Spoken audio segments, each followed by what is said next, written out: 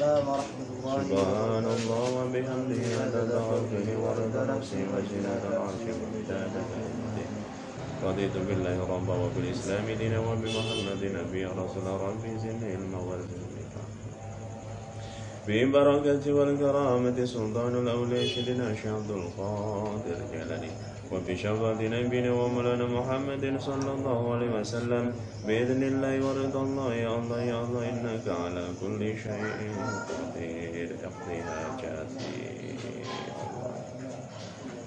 يا رب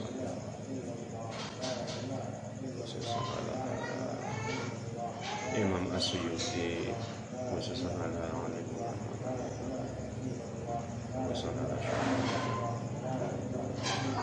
Al-Fatihah. A'udzu billahi minasy syaithanir rajim. Bismillahirrahmanirrahim.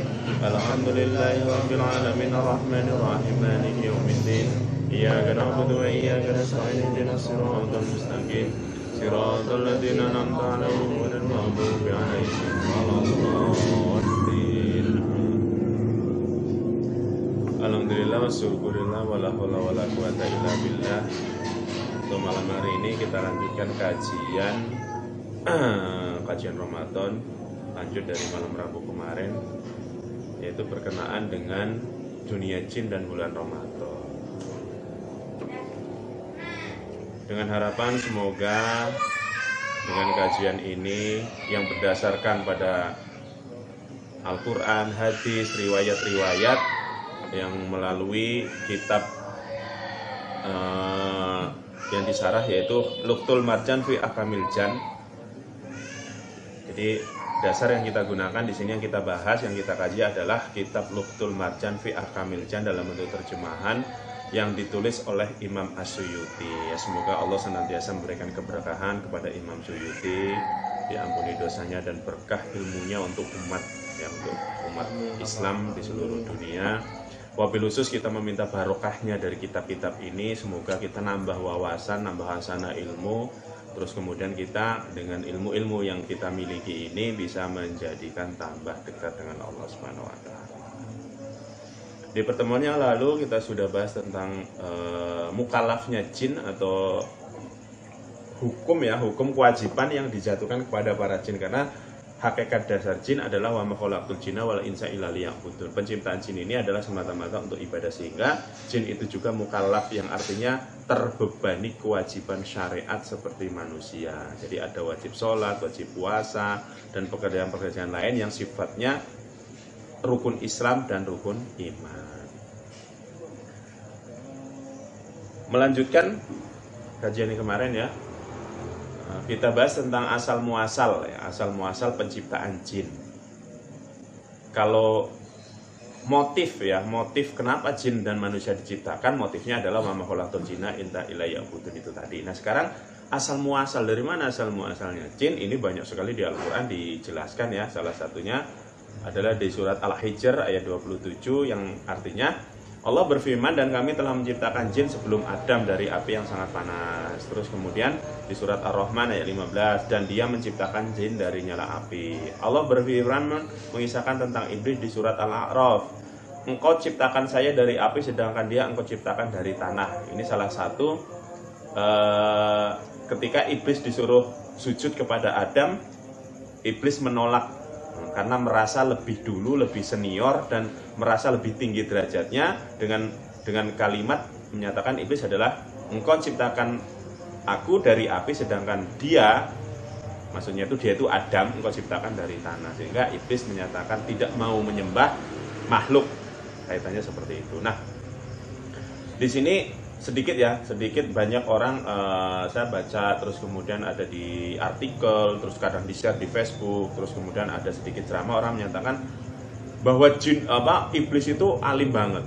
Iblis itu alim, terus kemudian di surat banyak orang membela secara tidak langsung ya, secara eksplisit banyak yang membenarkan banyak yang membenarkan iblis dengan kalimat bahwa di sini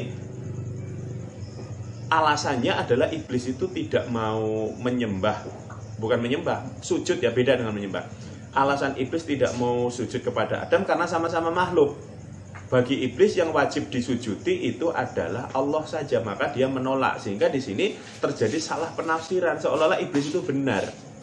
Ada orang mengatakan bahwa iblis itu alim, iblis itu nggak mau sujud ke Adam itu sebab karena iblis nggak mau sujud kepada selain Allah. Ya memang benar. Tapi yang jadi masalah adalah siapa yang memerintah, itu yang jadi masalah. Iblis itu berlogikanya benar, tapi dia menentang perintah. Perintah dengan logika itu lebih tinggi derajatnya dengan perintahnya Allah. Ya memang benar, iblis itu enggak. Kita nggak boleh sujud kepada makhluk, menyembah itu enggak boleh, hanya kepada Allah. Tapi asbab karena Allah yang memerintah, maka logika itu jadi hilang, nggak ada hukumnya. Iblis enggak mau sujud ke Adam, tapi yang nyuruh kan Allah. Yang jadi masalah adalah ketika kamu jadi seorang pembantu lah, punya majikan. Walaupun itu tidak masuk logika kamu. Contohnya kemarin adalah kamu suruh ngangkat batu karena kamu itu cerdas. Ditanya alasannya, ya Tuhan, kenapa saya harus ngangkat batu? Ada apa di batu itu? Batu itu kan berarti dengan alasan yang logis sekali. Jadi kamu logis menolak perintah majikanmu, merintah tuanmu karena suruh ngangkat batu, nggak mau. Itu benar logikanya, tapi kamu jadi salah karena itu perintah, gitu loh maksudnya. Kata Tuhan, ngapain kamu tanya? Lo suruh ngangkat, ya ngangkat aja. Masalah batu itu ada apanya, tuannya pasti lebih tahu. Sedangkan kita hanya sebagai pembantu, ya suruh ngangkat, ya ngangkat, gitu loh. Begitu juga dengan iblis. Iblis benar, dia tidak mau sujud kepada makhluk, tapi dia jadi salah karena melawan perintah. Allah maha tahu maksud sujudnya, perintah sujudnya malaikat, kenapa suruh sujud ke Adam. Wong malaikat juga sebetulnya janggal kok suruh sujud kepada Adam. Itu aja janggal, tapi malaikat nggak mau menolak perintah Allah, sehingga malaikat tidak bermasalah.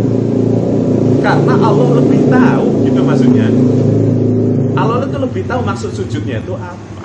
Sedangkan iblis merasa lebih ngerti, secara logika dia merasa benar, dia menolak. Akhirnya dilaknat. Jadi jangan merasa kamu bawa benar, tapi sehingga kamu melawan perintah. Kalau kata Quran hadis begini, ya begini, walaupun di logika kami itu nggak masuk akal. Namanya perintah Allah, ngapain kamu aja. Jadi perintah Allah itu lebih tinggi derajatnya ketimbang kebenaran logika kamu. Contoh, daging babi haram. Logika kamu haramnya di mana? Daging sama-sama daging. Kalau haram, karena ini mengandung penyakit, karena ini mengandung bakteri, mengandung ini. Sekarang kan zaman hebat, direbus digini pakai di ultraviolet pasti mati. Berarti kan nggak ada bakterinya, aman dimakan. Logika kamu benar, daging itu akan aman kamu makan. Tapi ini perintah loh. Jadi jangan kamu bantah perintah Allah dengan logika kita. Walaupun nanti logika juga dibenarkan, tapi tidak semuanya adalah perintah itu harus dilogik. Sedangkan perintah itu ditafsir dengan logika juga. Jadi mentafsir perintah Allah itu juga sebagian menggunakan logika. Nah ini, jadi kesalahan iblis itu bukan masalah ini. Kesalahan iblis karena menentang perintah, walaupun dia benar secara logika, yaitu tidak mau sujud kepada makhluk. Lawang yang nyuruh Allah kan ya. Aku hanya mau sujud kepadamu, nggak mau. Lah yang nyuruh Allah suruh sujud. Sehingga itu tadi melawan perintah, derajatnya itu lebih buruk ya. Nah ini banyak sekali saya pernah baca gitu ya, baca di artikel, kadang di share di sosmed tentang bahwa iblis ini alim. Ya memang iblis dulunya alim. Kalau dia alim, kenyataannya kenapa dia melawan perintah? Berarti kan nggak alim, ya kan? Iblis itu alim, punya ilmu. Iblis itu soleh benar, tapi satu hal yang menjadikan dia menjadi hilang alim solehnya karena melawan perintah. Kamu masih membela iblis, berarti kamu itu ya pengen bertengah dengan iblis. Saya tetap bela Allah. Kenapa? Apapun bentuknya Allah itu yang maha tinggi. Disuruh ngapa saja Allah itu ya kamu harus nurut. Kalau seandainya gini, Allah misalnya nyuruh kamu makan daging babi. Allah, daging babi kan lo yang haramin Allah kok, yang nyuruh Allah, ya ngapain kamu ini? Selama yang nyuruh Allah maka kamu kerjakan. Jadi sehebat apapun logika iblis, sealim apapun iblis, sesoleh apapun iblis, hanya gara-gara faktor dia menentang perintah, maka dia menjadi terlaknat. Itu iblis yang sudah beribu-ribu tahun. Menurut riwayat iblis itu 2000 tahun sebelum Adam sudah ada. Menjadi menurut riwayat juga dia menjadi pemimpin para malaikat karena kesolehan dan keilmuannya. Tapi hanya dengan satu hal, yaitu menentang perintah Allah, dia menjadi terlaknat. Sekarang bandingkan dengan manusia. Manusia ini yang katanya disuruh malaikat aja dulu sujud kepada Adam, berarti sujud kepada manusia. Iblis suruh sujud kepada manusia juga. Nah, kita sendiri banyak menentang Allah, tapi nggak langsung dilaknat. Itu hebatnya umat Muhammad. Ketika melawan perintah Allah saja masih dibiarkan hidup, masih dikasih rezeki oleh Allah. Iblis sekali menentang, langsung dilaknat sampai akhir zaman gitu kan, sampai kiamat dilaknat, terusir dari tempat yang tinggi. Artinya kita nyebutnya tempat tinggi itu surga, diusir dari surga. Yang benar itu adalah tempat yang tinggi. Wallahu alam itu apa tempat itu, intinya tempat yang memang tempat terbaik. Iblis, malaikat ada di situ, tapi karena menentang perintah akhirnya diturunkan ke bumi bersama Adam, sehingga terjadilah dendam-dendam kesumat antara iblis dan keturunannya. Itu dendam kepada Adam dan keturunannya. Jadi kita harus mampu ya menafsirkan bahwa apapun bentuknya, sehebat apapun iblis, nggak usah kamu bela-bela, entah itu dengan belaan ini, pokoknya ya benar, dia benar tapi tetap salahnya lebih besar gitu loh. Dia benar di logikanya tapi dia salah dalam ketakwaannya, kan fatal. Benar logika tapi salah di takwaannya. Al-Qadi Abdul Jabbar berkata, dalil datang asal mula jin adalah api merupakan hal yang didengar dan bukan akal. Jadi dalil-dalil tentang bahwa jin ini mulai dari iblis dan yang paling awal yaitu iblis itu adalah dari nyala api. Ada yang menyatakan dari api matahari. Dan api itu adalah bagian dari 70 jenis api. Jadi api itu ada 70. Sedangkan yang ada di manusia juga ada satu. Yang diciptakan untuk jin adalah satu. Kalau malaikat itu adalah dari sinarnya api, atau dalam kita sebut dengan cahaya. Abul Wafa bin Aqil berkata di dalam Al-Funun, ada seorang bertanya tentang masalah jin. Katanya, Allah mengabarkan tentang jin itu diciptakan dari api. Dia juga mengabarkan bahwa jilatan api tetap dapat membakar mereka. Lalu bagaimana mungkin api dapat membakar api? Kemudian dia menjawab, Abul Wafa, Allah menisbatkan setan dan jin kepada api sebagaimana penisbatan manusia dengan tanah dan juga tanah liat. Yang dimaksud di sini ialah keberadaan manusia yang berasal dari tanah liat. Tapi anak turun Adam itu sendiri bukan berupa tanah liat menurut hakikatnya, tapi dulu ia berasal dari tanah liat. Begitu pula jin yang dahulunya berasal dari api. Jadi ada di sini blunder itu artinya paradok ya. Jin, iblis diciptakan dari api, tapi dia bisa dibakar di neraka yang katanya juga api. Kan blunder, masa api dibakar oleh api, kan kayak gitu kan. Nah, ini maksudnya adalah ciptaan awal dari bahan yang terbuat dari api. Bukan berarti api ketemu api. Begitu juga manusia. Adam itu diciptakan awal dari tanah liat, dari tanah hitam, dari lumpur hitam lah, dari tanah. Tapi setelah menjadi Adam, keturunannya nggak jadi tanah lagi, tapi sudah menjadi disebut unsur materi. Kita menyebutnya dengan istilah atom. Nah, logikanya kalau seandainya jin itu dari api, iblis dari api, harusnya nggak mempan dibakar oleh api. Ya sama aja dengan logika. Berarti kalau manusia ini terbuat dari tanah, ditimpuk dengan tanah nggak sakit harusnya, ya kan? Ya. Kalau dikubur harusnya dia nggak hancur, dia sama-sama tanah kan, harusnya kayak gitu. Tapi kan nyatanya enggak. Yang dimaksud di sini adalah bukan paradok, yang terbuat dari unsur api. Sedangkan manusia terbuat dari unsur tanah. Jadi bahasa kita atom-atomnya api membentuk jin, atom-atomnya tanah membentuk Adam. Ya, itu kan jadi paradok ya memang secara logika. Masa api dibakar sama api? Berarti tanah ditumpuk dengan tanah gitu. Nyatanya tanah ya kembali ke tanah, api kembalinya ke api. Jadi ada istilah tanah kembali ke tanah, ya api kembalinya ke api kan. Agar tanah bisa menjadi tanah ya dilebur jadi tanah. Agar api hancur ya dilebur juga dengan api. Tapi kenyataannya enggak, rupanya api matinya dengan air. Dengan air. Jadi kalau ada orang berparadok seperti itu ya gampang. Yang tanah asalnya ya ke tanah, manusia aja hancur ya berarti api juga kembalinya ke api ya, jadinya hancur kan, sama aja. Dalam satu dalil, Rasulullah SAW bersabda, "Aradha lisyaitanu fi sholati wa wa khanaqtuhu faraaituhu barda raiqihi fi yadayyi. Setan tampak di hadapanku ketika aku sedang sholat, lalu aku mencekiknya hingga tanganku dapat merasakan ludahnya yang dingin. Nah, ini ada juga yang janggal itu begini. Katanya setan itu terbuat, setan jin maksudnya. Katanya jin itu terbuat dari api. Loh kok liurnya kok dingin? Harusnya kan panas ya gitu. Ini orang berpikir secara logika materi sih. Yang dimaksud di sini adalah Rasulullah itu mencekik setan ketika ada setan ketika Rasulullah sholat itu ada setan menggoda dari bangsa jin kemudian dicekik. Nah, dari mulutnya itu keluar sesuatu yang serupa dengan air gitu loh maksudnya. Serupa yang serupa dengan air. Nah, itu karena keluar dari mulutnya jin itu maka dianggap liur. Ya sama dengan kita. Apakah terus liur kamu jadi tanah lo, jadi air comberan kan enggak toh. Ya tetap aja liur kamu ya jadi liur, ingin bukan keluarnya dilewer terus tanah itu kan enggak. Karena tadi kembali kepada unsur. Terus kemudian ini tadi ya jadi asal muasal jin. Tadi intinya jin itu adalah keturunan dari iblis yang terbuat dari materi api, sedangkan manusia adalah keturunan Adam yang tercipta dari materi unsur tanah. Terus kemudian tubuh jin. Ini ada yang nanya, sebenarnya jin itu aslinya seperti apa, bentuknya seperti apa?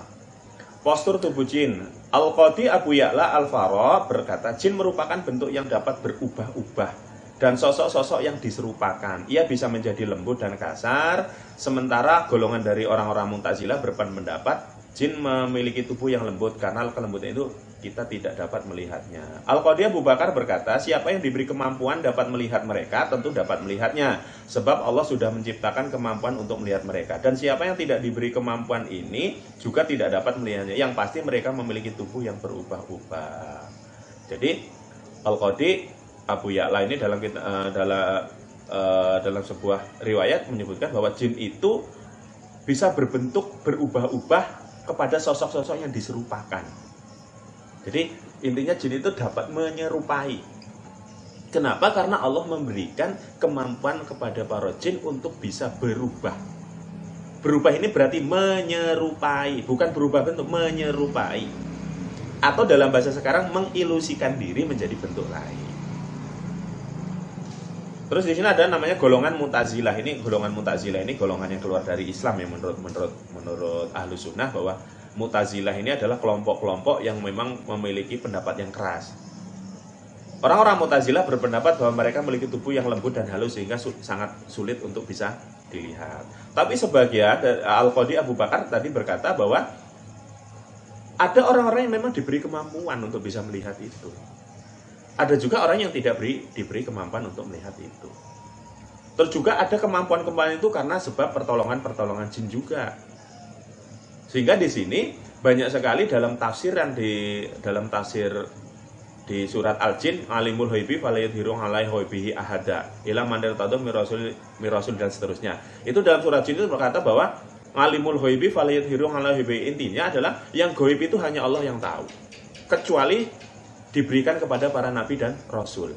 Nah, di sini orang-orang yang menentang tentang ilmu-ilmu supranatural itu pakai ayat ini, selalu pakai ayat ini. Alimul ghaibi fala yudhiru ala ghaibihi, itu surat Al-Jin.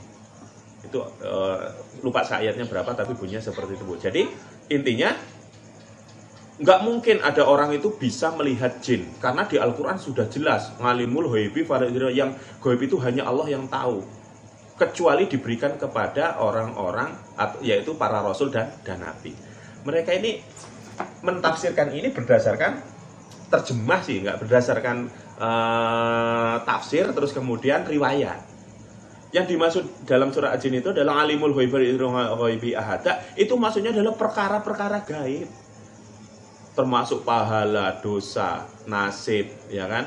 Terus kodok kodar, terus kemudian surga neraka dan sebagainya, itu kan hal gaib, itu hanya Allah yang tahu, dan itu hanya dikasih tahu kepada Rasul melalui perantara nubuah.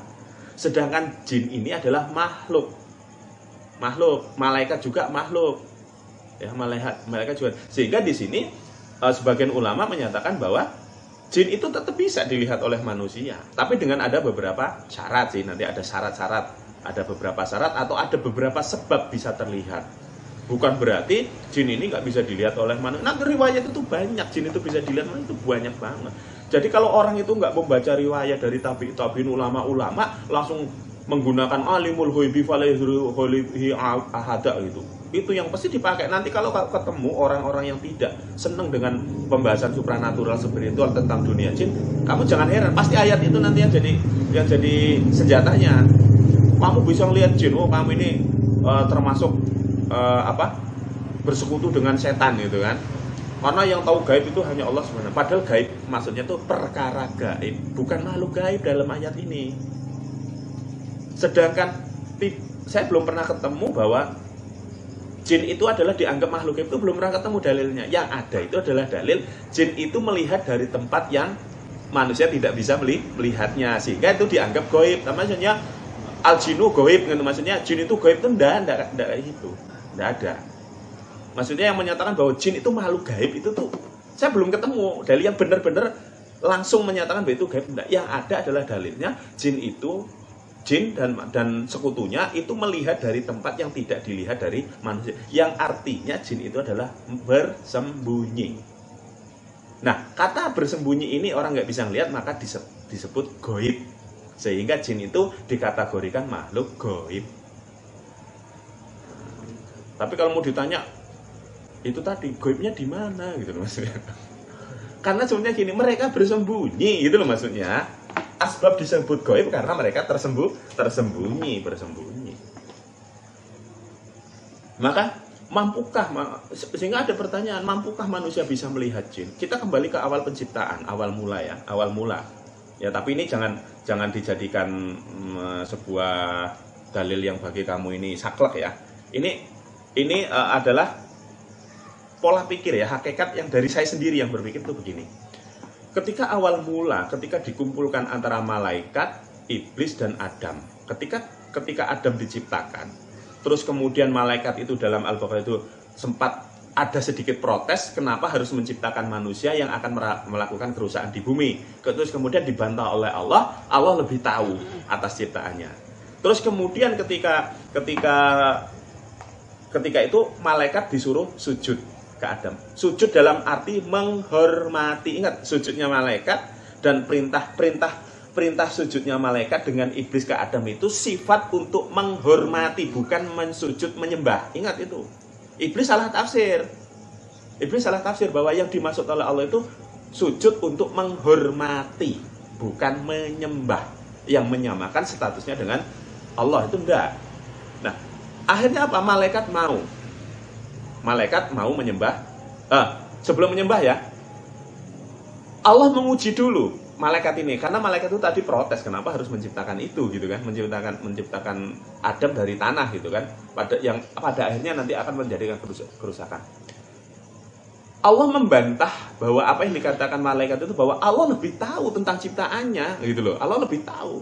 Bahasanya aku lebih paham apa yang aku ciptakan, sehingga untuk meyakinkan malaikat, maka malaikat diuji, yaitu disuruh menyebutkan benda-benda yang ada di situ.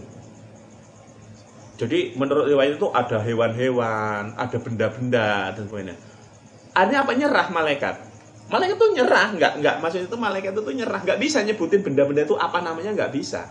Nah, ini bukti bahwasanya malaikat itu enggak memiliki pengetahuan yang banyak kalau Allah enggak ngasih tahu. Sehingga akhirnya untuk membuktikan, Adam lah yang disuruh menyebutkan benda-benda itu. Hewan ini namanya apa, disebut dan sebagainya. Akhirnya dari situlah malaikat merasa apa ya, merasa kalah. Oh, Adam bisa nyebutin nama-namanya dan Allah membenarkan, sedangkan malaikat suruh nyebut nggak ngerti. Nah, itulah bukti bahwasanya Allah itu lebih tahu yang akan diciptakan, maka malaikat nggak usah protes. Sehingga disitulah akhirnya malaikat merasa salah, sehingga malaikat mau sujud di Adam sebagai penghormatan. Namun iblis tetap ngeyel, nggak mau. Nah, yang jadi pertanyaan saya, ketika malaikat suruh sujud ke Adam dan Adam suruh menyebutkan benda-benda yang ada di depannya, di depan malaikat, saya tanya, malaikat itu melihat Adam apa enggak? Terus Adam itu melihat malaikat enggak? Lah di situ ada iblis lah. Iblis itu melihat malaikat, melihat Adam enggak? Sekarang dibalik, Adam itu melihat iblis, melihat malaikat enggak? Ya kan? Ketika di awal mula ciptaan, ya, malaikat, iblis, Adam, 3 makhluk yang diciptakan Allah itu berkumpul jadi satu tempat. ketika terjadi itu tadi, terjadi untuk perintah Allah untuk saling untuk sujud itu. Yang pertanyaan saya itu Adam itu kira-kira ya menurut saya pasti lihat gitu loh. Di alam malakut sana pasti lihat. Adam itu yang lihat jin, yang lihat malaikat, malaikat yang lihat, mereka bertemu kan di situ, mereka bertemu. Saya meyakini bahwa itu ciptaan Allah saling melihat. Saya meyakini mereka saling melihat. Dari percakapan yang ada di Al-Qur'an, saya meyakini ini pribadi loh ya, bukan ulama itu. Saya meyakini mereka saling melihat. Dan mereka saling bantah-bantahan gitu maksudnya. Malaikat membantah tapi akhirnya nyerah.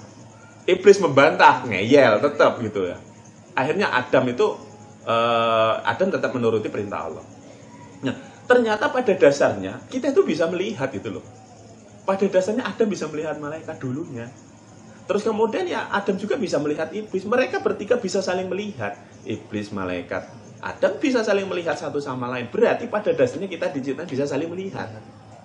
Yang tidak bisa dilihat adalah perkara-perkara goibiyah yang sifatnya abstrak seperti pahala, dosa, surga, neraka yang memang belum alamul barzah itu ketika manusia nggak bisa melihat.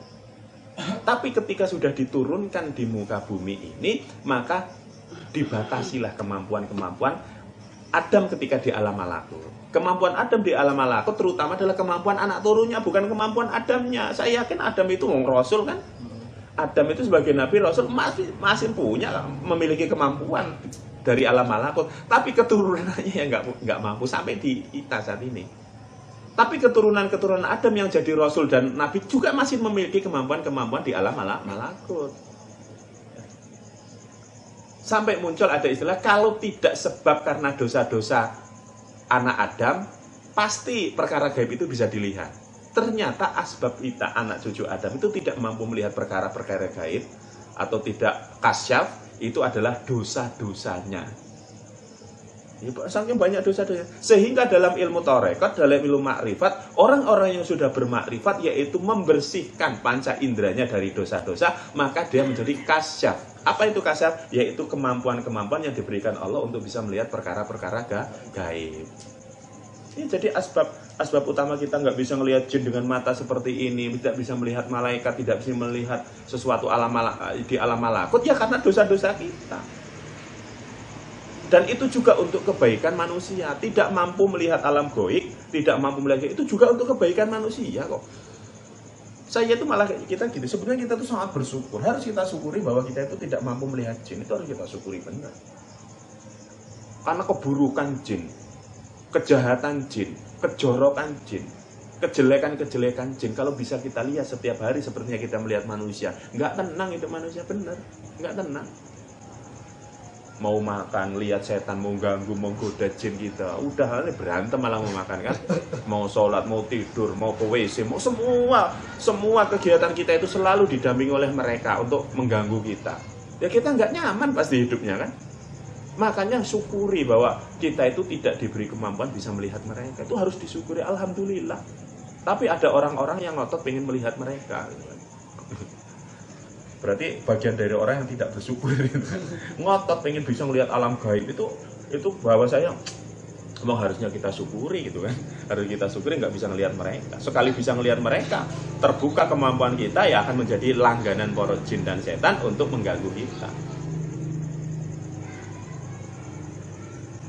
Jadi dari apa yang disampaikan Al-Khatib Abu Bakar bahwa memang ada orang-orang yang diberi kemampuan, diberi loh ya, bukan mampu, diberi berarti Allah yang memberi, bukan berarti ada orang mampu, enggak, dia diberi kemampuan oleh Allah. Termasuk orang-orang ahli sihir, yaitu orang-orang yang bersekutu dengan setan juga Allah memberi, ya sudah, mereka bersekutu dengan setan ya bisa melihat gitu kan. Ada orang-orang yang beriman karena kemarifatannya diberi kekasyafannya ya bisa. Ada orang yang diberi ma'unah, ada yang diberi karomah untuk bisa melihat itu. Jadi untuk ayat surat jin ngalimul ghaibi falidhiri ala ghaibi ada itu jangan saklek kamu menyatakan bahwa kalimat itu menyatakan bahwa manusia tidak mungkin bisa melihat jin. Itu keliru. Yang benar adalah manusia tidak diberi kemampuan melihat perkara-perkara gaib. Perkara loh ya, bukan makhluk. Ya, kalau perkara itu contohnya dosa, kamu tuh dosa, kamu tanya dosa itu kayak apa? Ya kamu bingung. Karena yang Allah yang tahu pasti Allah. Menurut Al-Qadhi lagi, pendapat ini boleh saja menurut kami kalau memang ada riwayat yang kami dengar, padahal tidak ada riwayat seperti itu yang kami dengar. Intinya Al-Qadhi itu tidak sepakat dengan golongan Mu'tazilah yang menyatakan bahwa mereka memiliki tubuh yang lembut dan halus. Ya, sebenarnya mereka juga bisa kasar. Rasulullah SAW bersabda, khuliqatil malaikatu min nuri wa khuliqatul jannu min mariji min nari wa khuliqa adamu mimma wusifa lakum.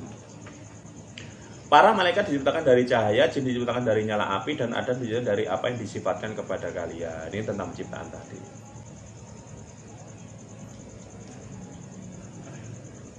Ibnu Jarir mentakhris dari Ibnu Abbas, dia berkata, iblis termasuk makhluk hidup yang bersama para malaikat. Awalnya loh ya, ini maksudnya. Iblis itu pada awalnya termasuk makhluk hidup yang bersama para malaikat. Mereka juga disebut jin, maksudnya iblis ini golongannya jin, yang diciptakan dari apa yang mana membara di antara para malaikat. Sedangkan sementara jin yang disebutkan dalam Al-Quran diciptakan dari nyala api. Terus kemudian di sini, jadi postur tubuh jin ini adalah kaitannya adalah bentuknya ya, maksudnya bentuknya ini masih kita lanjutkan, nanti ada lebih detail lagi. Jenis-jenis jin ya. Ibnu Abi Dunya mentahri dari dalam Makaid Asyayatin dan Al-Hakim Al-Tirmizi di dalam Nawadir Al-Usul, Abu Syekh di dalam Usmah, serta Ibnu Marduwai dari Abu Darda, dia berkata Rasulullah SAW bersabda, khalaqallahu jinna salasata asnafi sinfu hayyati wa aqaribu wa khosashul ardi wa sifatu karihi fil hawai wa sifku alaihim hisabu wa iqabi.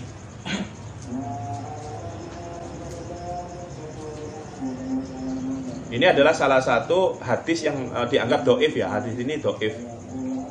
Hadisnya lemah gitu ya, hadisnya lemah. Artinya gini, Allah menciptakan jin dalam 3 jenis. Satu jenis ular, kalajengking, dan serangga bumi. Satu jenis seperti angin di udara, dan satu jenis yang mendapatkan hisab dan hukuman. Ini hadis ini termasuk dianggap doif.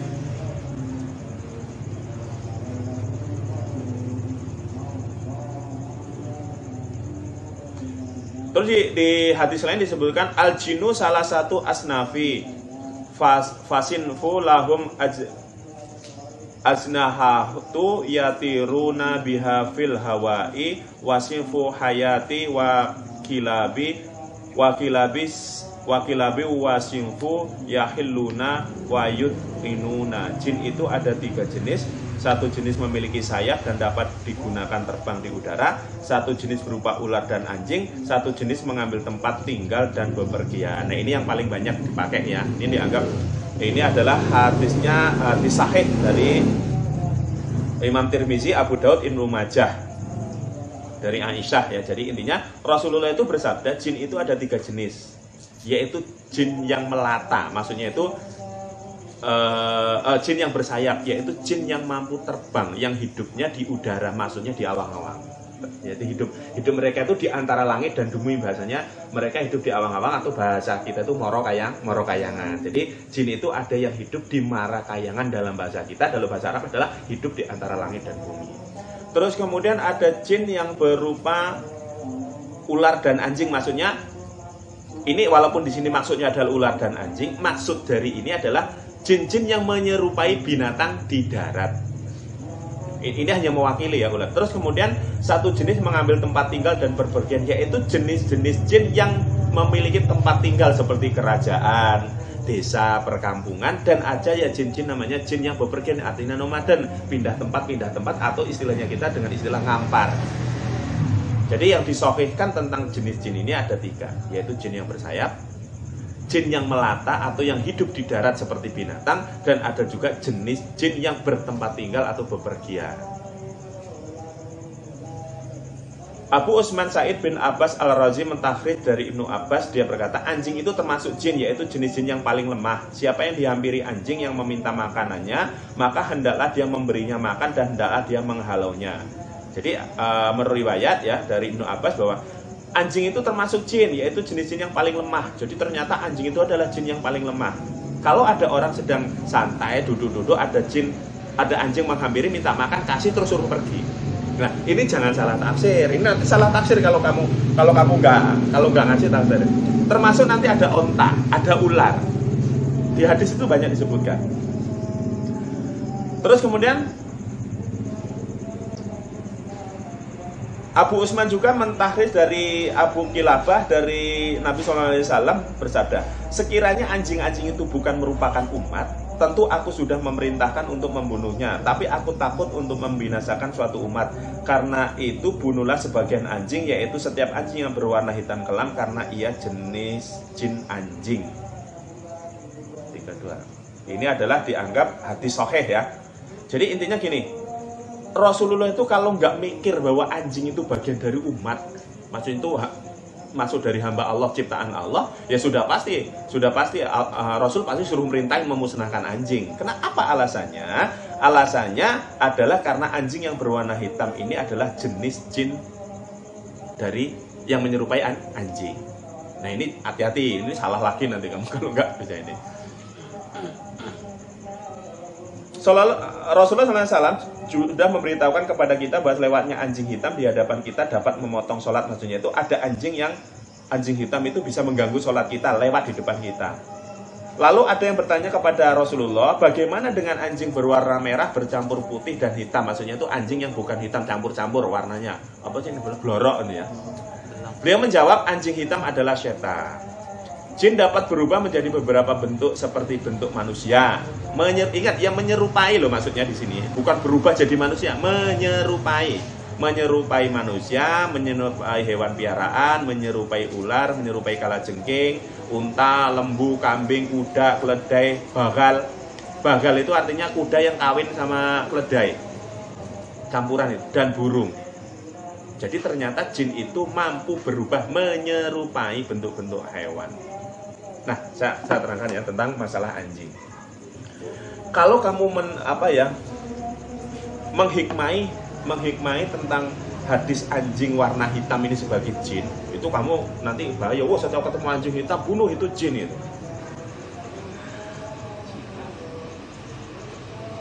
Jadi gini, zaman dahulu,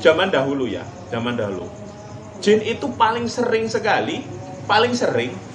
jin yang setan tapi ya. Jin yang setan itu paling sering itu kalau menyerupai bentuknya hewan anjing warnanya hitam. Itu di era zaman dulu, itu maksudnya.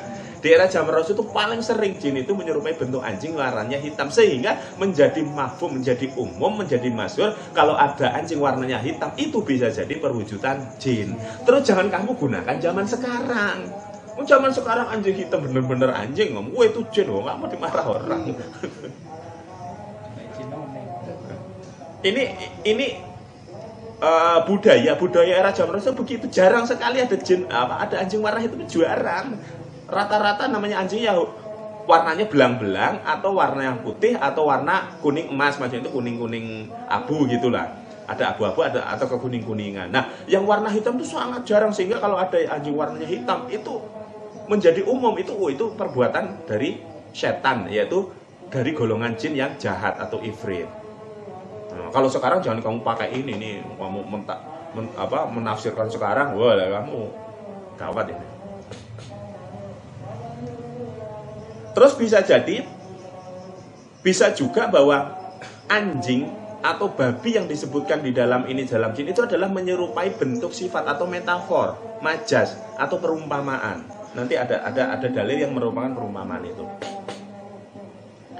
At-Tirmizi dan An-Nasa'i meriwayatkan dari Abu Sa'id Al-Khudri dimarfukannya, yaitu ada sebuah hadis, sesungguhnya di Madinah ada jin yang masuk Islam. Jika kalian melihat ular dari sebagian golongan ini, maka ucapkanlah azan 3 kali, dan jika kalian melihat yang lebih baik, maka bunuhlah ia. Ini maksudnya gini loh, di Madinah itu ketika zaman Rasulullah, terus kemudian ada Rasulullah hijrah sudah di Madinah, itu ada jin-jin yang memeluk agama Islam karena kedatangan Rasulullah dan belajar, terus kemudian berbaiat ke Rasulullah. Di pertanyaan sudah bahas ya tentang baiatnya ya. Jadi ada golongan jin yang masuk Islam di Madinah. Terus kemudian ada juga jin yang menyerupai hewan, yaitu terutama ular. Itu terkenal kalau di Madinah jin itu menyerupai ular. Selain anjing menyerupai ular. Jadi kalau ada ular di dalam rumah di zaman itu karena di padang pasir itu ular kan jarang. Beda dengan kita di sini yang banyak hutan, banyak tumbuhan ya. Itu kalau ada ular masuk rumah, di dalam rumah, maka azan 3 kali. Kalau seandainya dia pergi, itu berarti jin. Itu berarti jin. Pokoknya jin itu nggak tahan dengan kalimat-kalimat Allah ya. Terutama adalah azan. Nah, terus ada di riwayat lain menyebutkan kalau seandainya kita di dalam rumah ketemu melihat ada ular, selain azan, kita ngomong, wahai ular, kalau kamu dari bangsa jin, pergilah. Kalau kamu nggak pergi, aku bunuh. Itu nanya dulu, ngomong dulu begitu. Itu ada di riwayat lain. Nah, ternyata kalau itu adalah benar-benar dia nggak mau pergi, maka kamu halal membunuhnya ular itu. Sudah diadzani, terus kemudian sudah disuruh pergi, dia nggak mau pergi, boleh kamu bunuh. Bisa jadi itu memang bukan jin, tapi memang ular yang membahayakan. Bisa jadi karena itu juga jin yang memang ngeyel nggak mau pergi, maka itu boleh kamu bunuh. Tapi itu kalau dalam rumah, ingat loh ya, kalau ada kamu lagi asik duduk ada ular menyeberang jalan, jangan kamu bunuh, kejar-kejar. Kemudian itu ada kehidupannya sendiri. Yang dimaksud di sini adalah yang maksud kenapa ketika dalam rumah itu bisa jadi kan bahayain toh.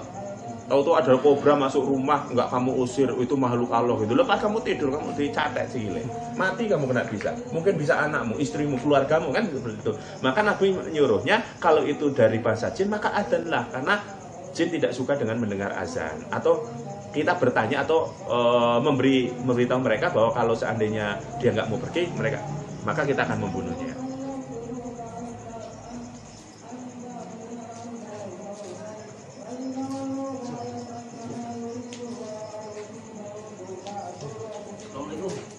Terus kemudian Al-Qadi Abu Ya'la berkata, sementara setan ini berarti adalah jin-jin yang jahat, tidak mempunyai kekuasaan untuk mengubah bentuk ciptaannya dan beralih ke bentuk lain. Hanya saja Allah mengajarkan beberapa kalimat dan kemampuan perbuatan. Jika dia berbuat dan berbicara dengan apa yang diajarkan itu, maka Allah mengalihkannya dari satu suara ke lain suara. Karena itu ada yang berpendapat dia mampu mengubah bentuk dan mendatangkan ilusi atau pandangan yang kabur.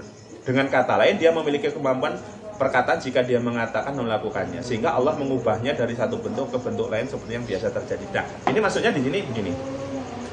Allah itu memberikan satu keistimewaan ya, yang tidak dimiliki manusia, yaitu Allah memberikan perkataan itu mantra, atau yaitu mantra-mantra atau bahasa kita ya mantra lah ya, mantra yang bisa dibaca oleh jin. Dengan dia membaca mantra itu maka dia bisa berilusi, yaitu membentuk bentuk lain.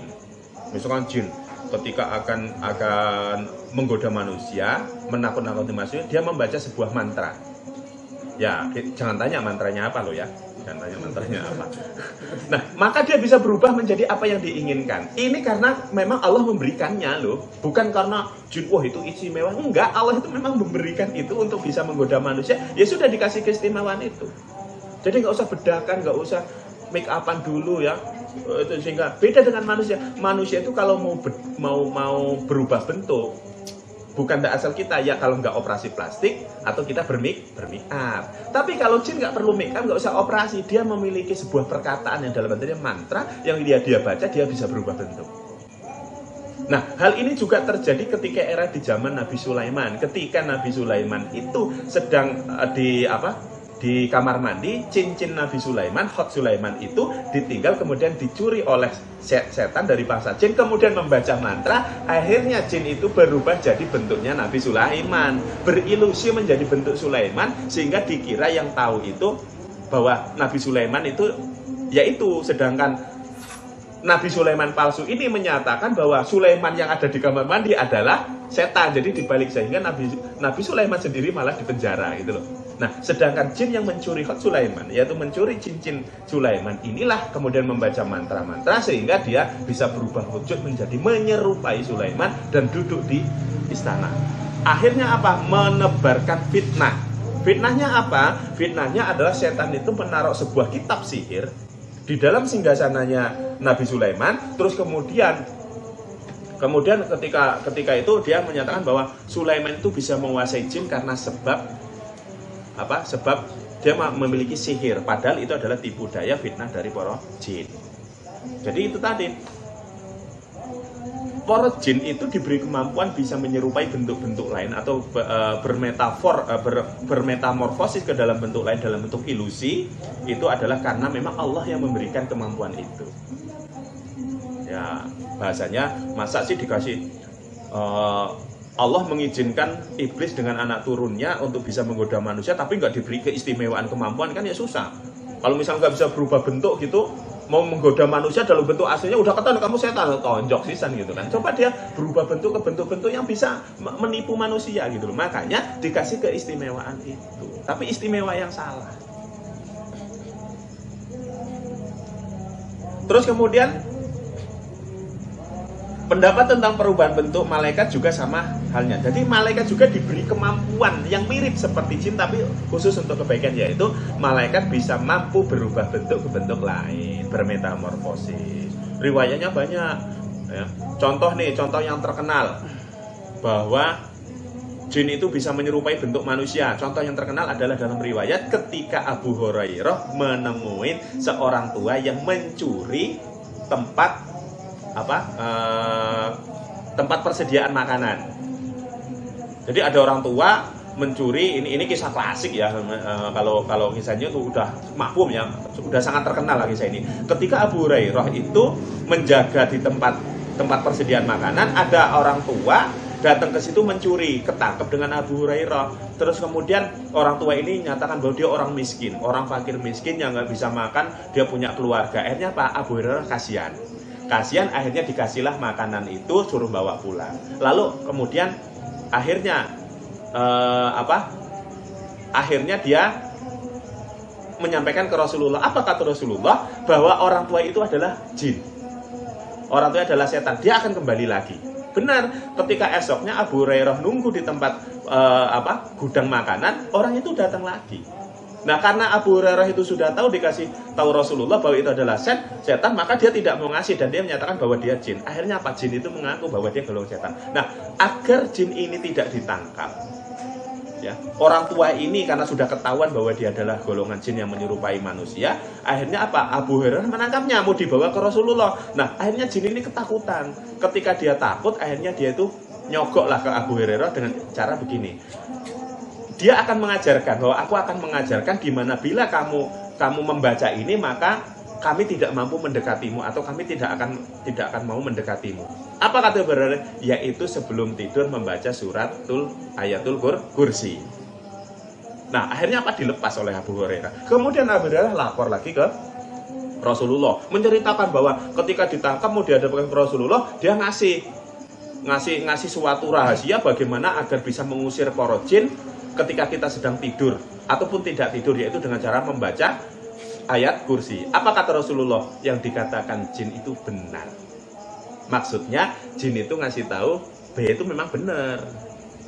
Tapi ternyata jin juga bisa ngomong benar gitu ya. Ya karena itu saking takutnya akan dihadapkan ke Rasulullah. Ini salah satu riwayat klasik yang sudah sangat terkenal sekali ketika Abu Hurairah bertemu dengan orang tua, yaitu ternyata adalah penyerupaan dari jin menjadi bentuk manusia. Terus kalau ketika di perang Badar, jin itu menyerupai bentuk Suraqah, ya, orang kafir, yaitu Suraqah itu memberikan semangat ke orang-orang kafir untuk berperang melawan umat muslim. Nah, tapi ketika dia sudah memberikan semangat, sudah maju, malah Suraqahnya lari. Akhirnya orang kafir tanya, engkau yang menyuruh, kenapa engkau lari? Suraqah menyatakan bahwa engkau tidak melihat apa yang aku lihat, bahwa tentara dari langit sudah turun. Ternyata Suraqah ini dari bahasa jin itu tahu ada malaikat juga turun membantu dia, sehingga jin yang menyerupai Suraqah lari terbirit-birit ketakutan. Dan ternyata siapa yang membantu di perang Badar adalah Jibril. Malaikat Jibril itu termasuk malaikat yang menyerupai, merubah bentuk menjadi orang muslim yang membantu perang Badar. Salah satu perang terbesar yang dibantu oleh malaikat langsung adalah perang Badar. Maka perang Badar itu adalah perang yang sangat istimewa bagi umat muslim, dimana itu sangat istimewa. Selama ini malaikat itu banyak sekali membantu umat Islam dalam perpeperangan dalam bentuk doa, tidak terjun langsung. Jadi ketika umat muslim sedang perang dengan orang kafir, malaikat cuma nonton sambil doa. Tapi ketika di perang Badar benar-benar terjun menyerupai dan ikut serta membantu kaum muslimin di perang Badar. Dan uniknya dalam riwayat perang Badar itu ketika sahabat itu mau memenggal, jadi mau memenggal kepala orang kafir, pedang itu belum nyampe kepalanya sudah putus. Itu riwayatnya terkenal ya. Jadi umat Islam, para sahabat itu kapan perang sudah mau memenggal kepalanya mencelat dulu. Itu rata-rata begitu. Sehingga ketahuannya kalau itu malaikat itu gimana ketahuannya? Ketahuannya begini. Ketika Rasulullah itu perang Badar, Rasulullah kan nggak ikut perang. Dia disuruh nunggu di kemahnya. Terus tiba-tiba Rasulullah itu loncat dari kemahnya, terus ngomong ke bawah, Abu Bakar, malaikat Jibril sudah ikut perang. Terus kemudian masuk lagi gitu. Ya malaikat Rasulullah itu tahu bahwa malaikat Jibril itu kudanya itu sudah penuh dengan debu-debu pasir gitu. Oh, berarti memang ikut perang. Nah, akhirnya sahabat itu tahu, semua pada ngaku itu asbabnya gara-gara masalah rebutan hasil perang. Apa sih kalau ghanimah apa ya? Maksudnya itu hasil rampasan perang ya. Dalam ilmu perang adalah ketika musuh itu kalah, maka harta bendanya yang menjadi milik yang menang. Nah, ketika milik yang menang, maka dibagi. Nah, terjadi di situ perebutan gitu maksudnya. Siapa yang bunuh siapa itu maka jadi hak milik itu. Misalkan saya bunuh Abu Lahab misalkan. Abu Lahab mati, nah dia punya apa di situ? Itu menjadi hak milik yang bunuh. Itu undang-undangnya begitu. Nah, karena di situ terjadi perdebatan antara sahabat, akhirnya sahabat gini, pokoknya sudah sekarang kasihkan ke Rasulullah dan Allah, biar Allah dengan Rasul yang ngatur. Karena terjadi saling, aku yang bunuh itu loh. Karena di perang Badar itu termasuk rampasan perang termasuk banyak. Akhirnya diadukanlah ke Rasulullah, dan Rasulullah itu kemudian tetap berpegang teguh.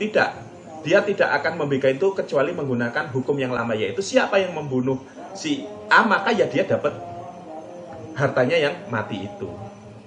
Nah, akhirnya baru ada yang ngaku, iya saya membunuh si Anu. Terus Rasulullah ya sudah, iya kayaknya kamu memang yang bunuh. Tapi Rasul itu sambil senyum ngasihnya. Terus yang lainnya aku juga, akhirnya pada ngaku.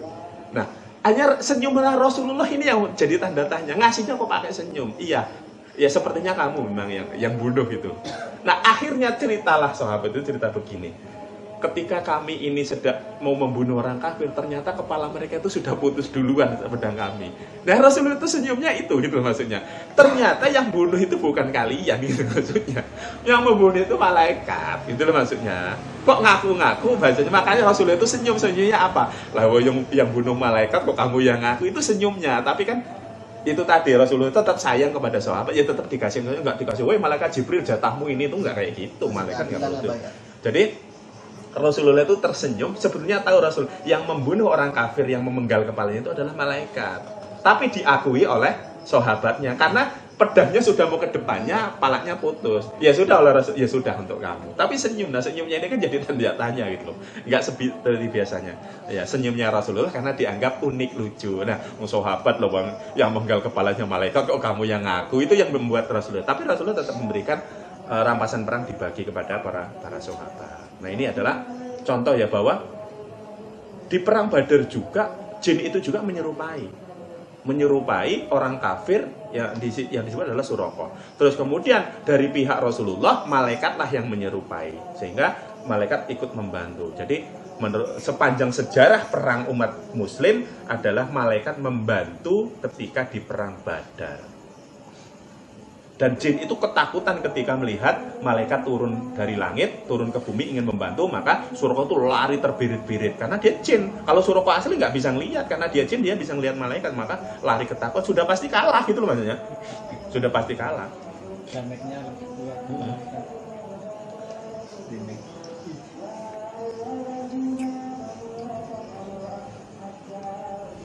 Ibnu Abidunya meriwayatkan dalam Marka'ah Asyayatin dari Umar bahwa di dekatnya disebutkan masalah hantu. Nah, ini kita bahas masalah hantu. Lalu dia berkata, sesungguhnya tak seorang pun dapat beralih dari bentuk yang diciptakan Allah baginya. Maksudnya itu nggak ada makhluk itu yang bisa berubah bentuk itu maksudnya. Tapi mereka memiliki ilmu sihir seperti sihir yang kalian miliki. Jika kalian melihat bagian darinya, ucapkanlah azan 3 kali. Maksudnya jin-jin itu tidak semuanya mampu berubah bentuk, kecuali jin-jin yang memiliki sihir, makanya punya mantra. Itu tadi yang sebut jin itu ya ada dikasih mantra-mantra sehingga dia bisa berubah bentuk, menyerupai bentuk-bentuk hewan, manusia dan sebagainya. Itulah yang disebut dengan istilah hantu ya. Jadi ketika jin itu berubah bentuk menjadi bentuk-bentuk yang bisa dilihat manusia, maka orang menyebutnya dengan istilah hantu.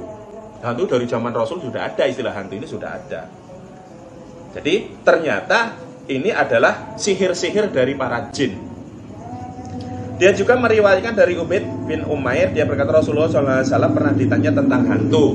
Maka beliau menjawab, mereka adalah tukang sihir dari kalangan jin. Ternyata hantu-hantu itu adalah para tukang sihir dari kalangan jin, atau jin-jin yang memiliki ilmu sihir. Ada apa? Jadi hantu adalah kalau hantu dari menurut Rasulullah ya. Dan kita harus mengimani ini ya, Jadi ketika Rasulullah ditanya tentang perwujudan hantu, maka Rasulullah menyatakan bahwa mereka adalah tukang sihir dari kalangan jin, yaitu jin-jin yang memiliki mantra. Kami diperintahkan jika melihat hantu agar kami mengumandangkan azan seperti azan untuk sholat. Jadi kalau kamu melihat hantu, nah kita sekarang bahas hantu yang di Indonesia. Di Indonesia sangat terkenal, ada namanya pocong, kuntilanak, tuyul, genderuwo, banaspati, dan sebagainya. Itu sebetulnya apa? Kamu kalau sudah tahu ini pasti kamu sudah langsung nyambung kan? Terus kenapa pocong hanya ada di Indonesia? Ya kan? Di luar negeri adanya vampir, ya? Ada zombie dan sebagainya.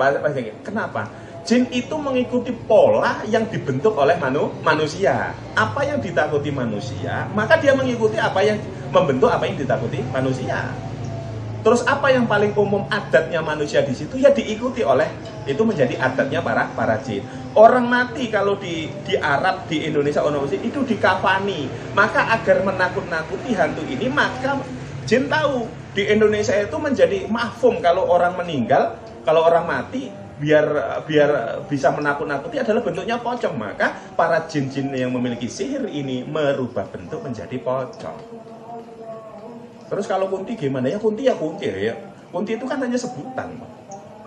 Kalau kunti di mana-mana, di luar negeri sama, yaitu hantu dalam bentuk wujud perempuan, yaitu jin-jin yang menyerupai bentuk perempuan.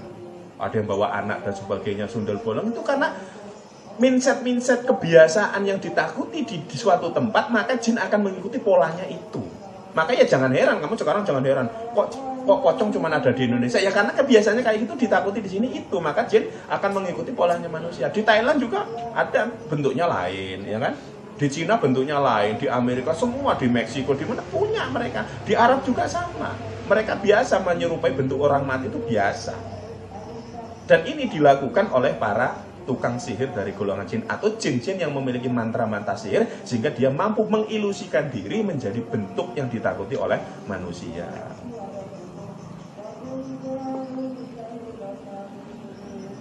Al-Utbi menyebutkan bahwa Ibnu Zubair pernah melihat seorang laki-laki yang tingginya 2 hasta.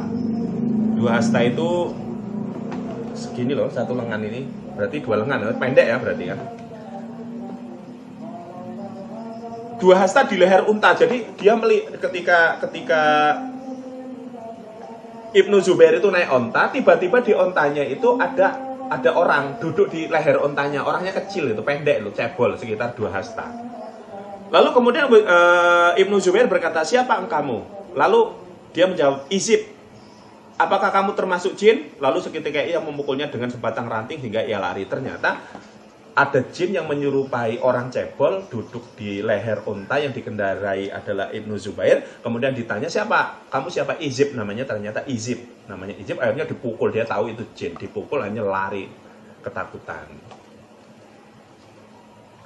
Al-Qadi Abu Ya'la berkata lagi, apa makna sabda Nabi Muhammad SAW tentang anjing bahwa ia adalah setan? Padahal jelas diketahui bahwa ia dilahirkan dari anjing. Maksudnya anjing itu yang anjing beneran, masa mau dibilangin jin gitu kan. Begitu pula sabda beliau bahwa sebagian unta adalah jin, padahal ia dilahirkan dari seekor unta. Maksudnya gini, kalau ada jin, ada anjing asli beneran, masa mau diomongin jin? Kalau ada unta, memang unta asli, masa mau diomongin jin? Nah, jawabannya adalah Beliau mengucapkan hal ini untuk menyerupakan anjing atau unta dengan jin. Sebab anjing hitam itu merupakan anjing yang paling jahat dan tidak banyak manfaatnya. Sementara jin diserupakan dengan jin jika ia sulit dikendalikan. Maksudnya Ibnu Abi Hatim mentahri dari Ibnu An'am, dia berkata jin itu ada 3 jenis. Satu jenis mendapatkan pahala dan siksa, satu jenis berupa burung yang terbang antara langit dan bumi, dan satu jenis berupa ular. Dan ini tadi yang masih. Terus kemudian At-Tabrani mentahri dari Ibnu Abbas, beliau pula Abu Syekh di dalam Al-Uzmah, dia berkata Rasulullah SAW bersabda, ular merupakan jelmaan jin sebagaimana kera dan babi merupakan jelmaan Bani Israel. Nah ini yang saya maksud tadi, bahwa yang dimaksud jin, babi dan sebagainya itu sebetulnya hanya sebuah kata kias.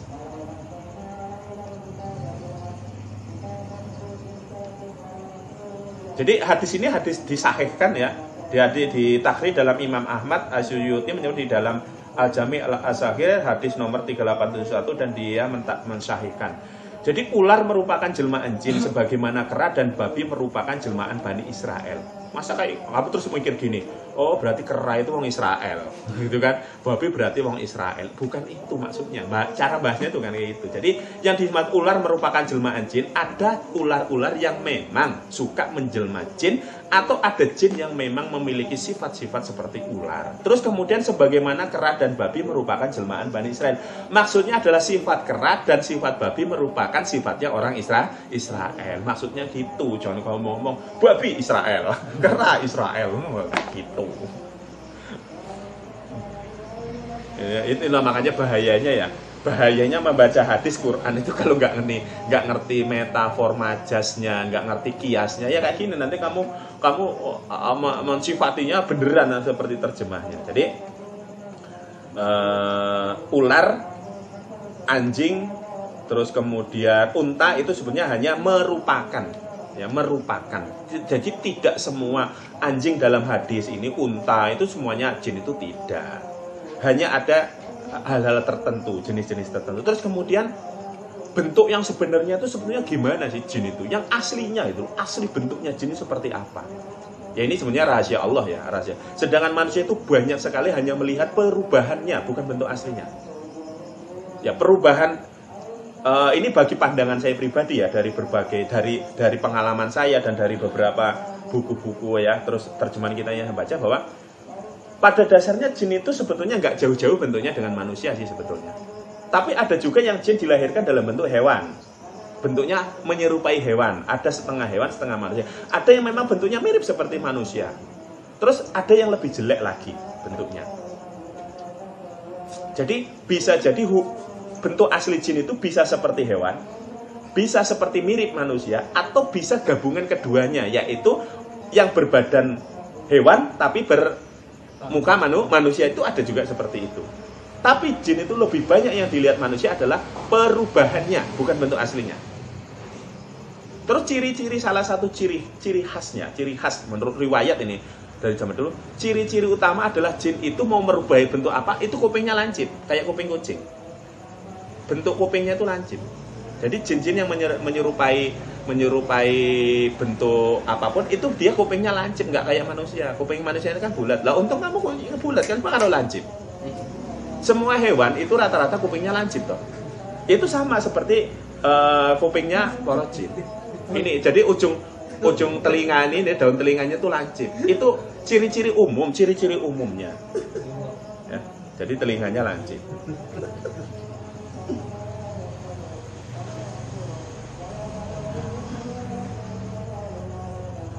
Ibnu Abi Syaibah mentahrir dari Jabir, dia berkata Rasulullah SAW bersabda, hendaklah kalian melakukan perjalanan pada malam hari, karena bumi terhimpun pada malam hari. Jika ada hantu yang mengganggu kalian, maka serukanlah azan. Ini maksudnya ketika Ibu Syaibah itu mentahrir itu menafsirkan dari Jabir bahwa Rasul itu pernah bersabda ketika sahabat ini mau melakukan perjalanan itu selalu malam hari aja, karena bumi itu terhimpun pada malam. Karena kalau di padang pasir kan kalau siang itu panasnya ya, kalau malam hari kan lebih ini. Nah, kalau nanti di tengah jalan ketemu jin, kata Rasul ya adzan. Jadi azan. Nah, salah satu ya, jadi banyak sekali trik teknik ketika kita akan mengusir para jin yang paling sahih adalah dengan cara azan. Itu paling sahih.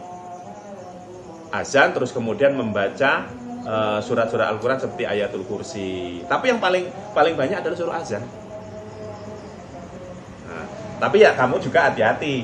Azannya itu dengan rasa. Yang baca juga siapa? Maksudnya gini, yang perlu itu begini, kadang kenapa seseorang itu membaca gini jinnya nggak takut? Karena yang dilihat itu ya siapa sih yang baca gitu maksudnya. Levelnya apa gitu. Logikanya gini, ada orang bawa pistol. Kalau polisi yang bawa dengan tukang becak bawa beda loh ya. Sama-sama bawa pistol.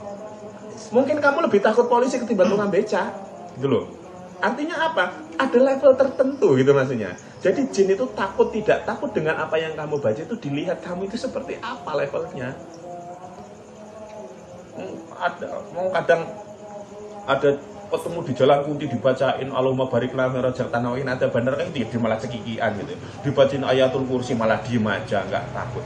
Ya karena dia tahu sebenarnya kamu itu levelnya baru level mana. Ternyata level keimanan seorang itu bisa mempengaruhi apa yang dia baca terhadap jin. Makanya ada orang banyak, Pak, minta bacaan doa apa yang bisa untuk mengusir jin. Saya bingung, doanya itu banyak, Al-Quran bismillah aja bisa. Tapi yang saya tanya itu, level dia itu seperti apa kalau membacakan di depan jin? Paham nggak?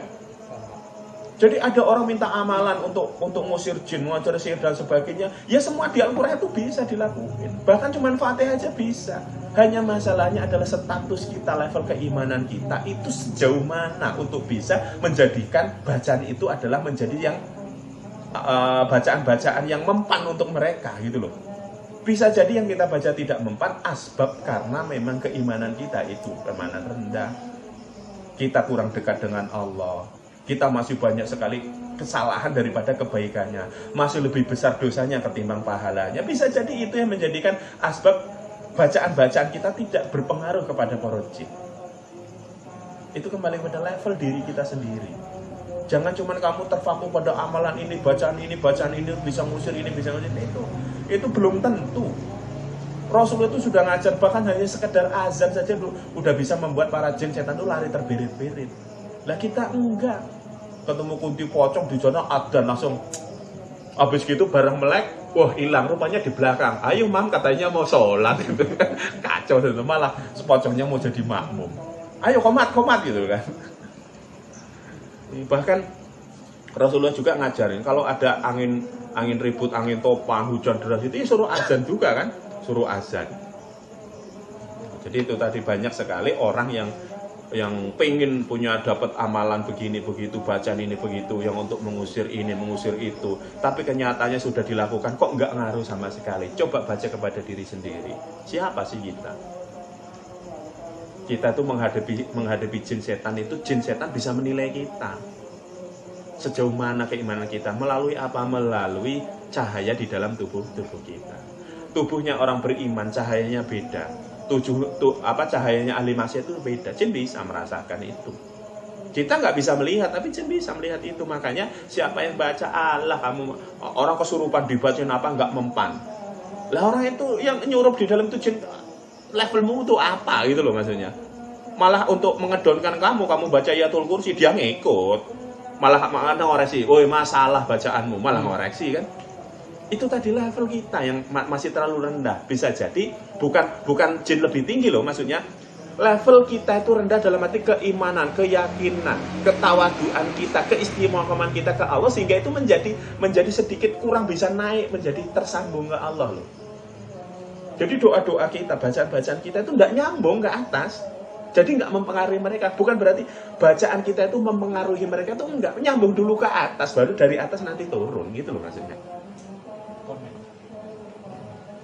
Jadi kalau kita punya amalan bagaimana menangkal sihir, bagaimana mengalahkan jin, itu harus dibarengi dengan kita ibadah kebaikan-kebaikan, di banyak amal-amal yang bagus. Perbaiki diri dulu agar kami itu memang memiliki nilai di depan para jin, itu memiliki level yang mereka juga takut.